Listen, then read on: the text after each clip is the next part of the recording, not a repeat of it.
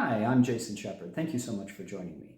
Today we are concluding our series on narrative therapy by talking about the fourth of the four components of narrative therapy, which is looking at unique outcomes.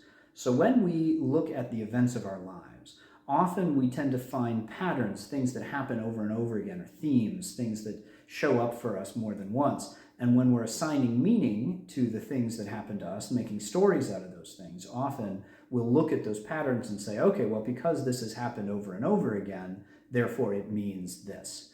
So for instance, in our example of the person who makes a mistake and feels that they're an idiot, they might say, look, I'm always making mistakes and other people aren't. Therefore, that proves that I'm dumber than everybody else. So looking at unique outcomes then is looking at things that don't fit the pattern. So for instance, you might say, okay, you're always making mistakes and other people aren't, but what about times when you did something correctly and other people didn't? How does that fit the pattern?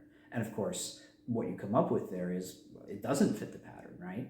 And when you look at that closely, you can see actually maybe the pattern is just an illusion because you've got these unique outcomes that don't fit in with it. The only reason it looked like a pattern was because you were ignoring those outcomes. You were filtering those out and only looking at the things that matched the theme.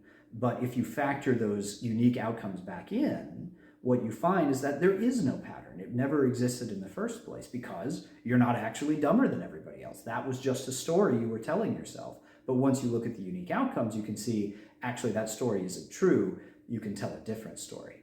So that is looking for unique outcomes, the fourth of our four components of narrative therapy. That concludes our series. Thank you so much for watching. And if you have any questions about any of these things or would like support around any of these topics, please do reach out. I'm happy to hear from you anytime.